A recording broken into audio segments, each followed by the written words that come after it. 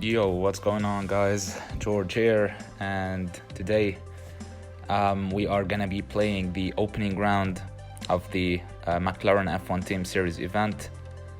Before we start the video, I want to thank you so much for your support. We are nearly at 1.7k subscribers, which is crazy, and thank you so much for that. For this event, as usual, I'm using Ricardo at level 4 Gasly as well. Ricardo has a 10% buff on his stats. As for my setup, I am using my highest PAGR setup as I'm looking for better qualifying sessions to be able to score at least some more points, which are these days crucial to qualify to the finals. I have already played my first 6 races, currently with 143 points. Decent score. It is not, of course, the best, but it is a decent score. I managed to score a crazy amount of points in races 2 and 6, 31 points. And yeah, let's carry on and let's just make it to the finals. Race 7 is gonna be around Mexico. Of course, in champs, you need to go for a one-stop strategy around Mexico. 2-stop strategies are gonna just ruin your entire race. So first of all, let's see where we are qualified. It is gonna be P22 and 23. The rival I'm currently facing has 100 extra points when it comes to team score, and probably he's using Vettel level 5, maybe level 6, and this is 100% Gasly at level 6 that he is currently using. So far it is like, of course, turn 1 is always gonna be about car clashing, and trying to pick up some positions. It doesn't seem that we are gonna be getting some positions here, so we are gonna be staying in P23 and P24 respectively. And I definitely need to change my strategy a little bit just to be able to salvage and to limit the damage that is already done by facing someone who is stronger. By the way, many of you have been asking me, like, why don't you use that swiping method?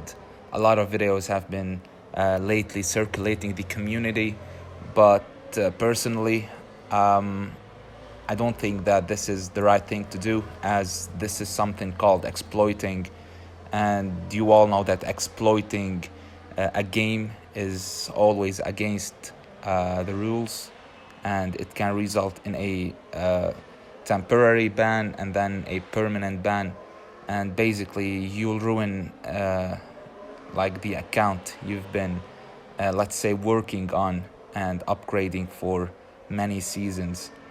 So I decided here to boost the third lap. I'm gonna be going for 3.5 this time.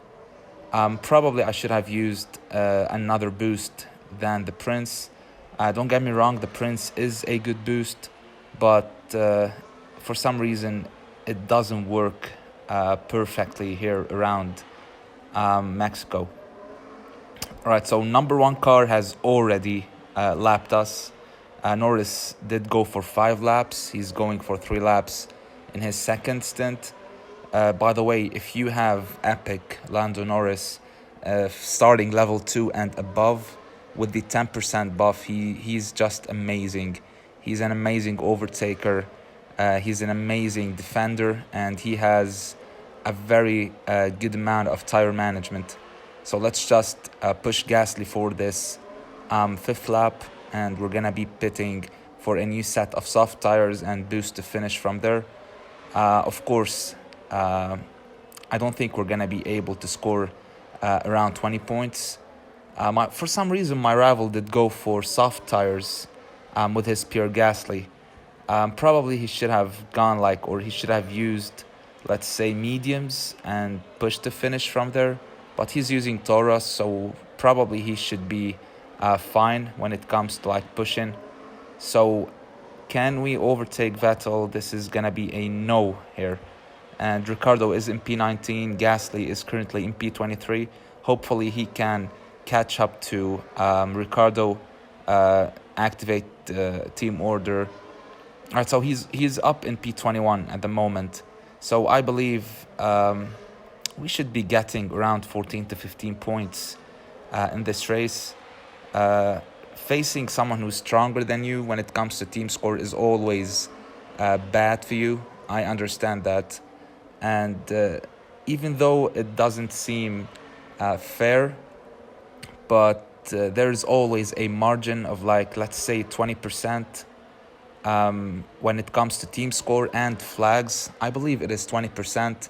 It doesn't matter if it is 20% up or down when it comes to flags and team score. And this is why sometimes you face someone who has lower team score than you, and sometimes you face someone who has a team score that is higher than you. As I said, I do know that it seems that it's not fair, but this is just how the game was built. And to be honest, 20% is still good. You know, facing someone who has a 20% more team score than you, it's still winnable, you know, but it is gonna be hard. So we did score 13 points here, damage limitation, of course, and on to the final race.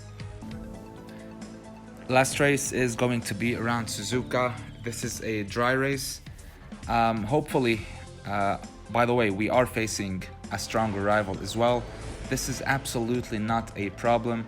I'm here facing an AI, and I do think that around Suzuka, AI cars do intend to go for a one-stop strategy. So going for the undercut or overcut is always gonna be your best friend around this track. Of course, the undercut is always OP, especially around Red Bull Ring. I've been seeing comments lately that some of you guys are struggling around Red Bull Ring. I do understand Red Bull Ring is always a tricky track to be on, but at the same time, the overcut doesn't seem to work around Red Bull Ring. You always have to go for the undercut. By the way, for those who don't know, undercut is where you avoid pitting at the same time with AI cars or your rival. Undercut means pitting one lap earlier than other cars, and overcut means pitting one lap after they go to pit. So basically, you're just trying to gain track position by going early to the pit, and then probably gain some positions by going one lap later to the inside the pit lane. One thing that is just pure luck is when you get a safety car when you go for the overcut. Going for the overcut plus safety car, which is a case that happened to me a couple of times this season, is pretty much the best outcome you can get from a race. By the way, I'm just trying here to remember some questions that I saw earlier today over on Discord. Many players have been asking, when do I use fast pit time setup and high PAGR setup during my Grand Prix event? Personally, when the race or when the track I am currently on is a small track, I always go for my highest PAGR setup to get the best outcome of my loadout, to get the best qualifying session possible for me. And then from there, I'm gonna be going for a one-stop strategy. And on the other side, when I am on a long track like Austin, like France, like Baku, etc., I always go for a two-stop strategy. Basically, going for a two-stop strategy with a high PAGR setup is not gonna be helpful for you, because you are gonna be losing a lot of times by going 2 times inside the pit lane. Instead, you can go for a two-stop strategy. Use your fastest setup. It doesn't matter what drivers you're using. You have to use your best drivers. Just go for your fastest setup, and with that you can go for the undercut every single time. Around France, I went to the pit twice. I went for a two-stop strategy. I went for the undercut twice. Started P22 and P24, and I did finish the race with 31 points. I'm not really sure in what positions I did finish, but the undercut is OP around basically every single track. The overcut, by the way, is OP around Mexico. It can be very helpful. It can be helpful around Canada as well. I did indeed go for the overcut during this Grand Prix on Canada, and it worked perfectly for me. From after starting in the back of the grid, I finished with 17 points. Of course, this is gonna be a W for me, as I'm basically starting from 3 points and going up to 17, so I am in a advantage. In this race, both of my drivers are struggling. We're not getting the outcome that I hoped I would be getting.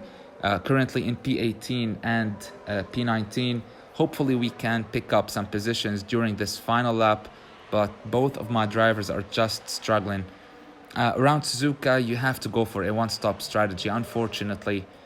And this is here, I'm talking about, like, let's say 60% of the community that are playing champion steer are still qualifying between, let's say, P16 and P24. And during this phase, you have to keep going for a one-stop strategy around specific tracks, and especially Suzuka. Come on, Gasly. Come on, man. All right. Gasly just picked up 3 positions here within like 50 to 60 meters, let's say. Probably 100, but like, yeah. We managed to get 17 points. Amazing job from the drivers. Pretty happy with the scores, to be honest. After all these races, I am 100% sure we are gonna be making it to the finals tomorrow. And imagine if we don't make it. Oh my god, the memes. So as I was saying, you have to commit to a one-stop strategy when you are still qualifying between P16 and P24. When you're qualifying like in top 10, it's a complete different story. You can go for a two-stop strategy, create distance at the start of the race, go for a two-stop strategy, split strategy with both of your drivers. It would work perfectly.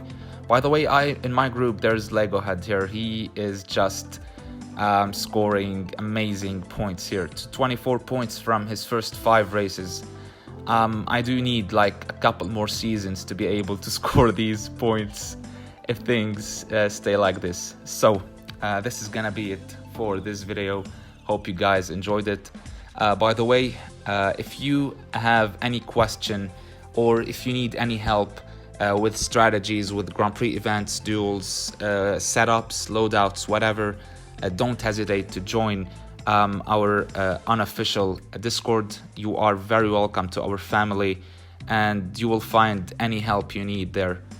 So until tomorrow, stay safe, take care, and peace.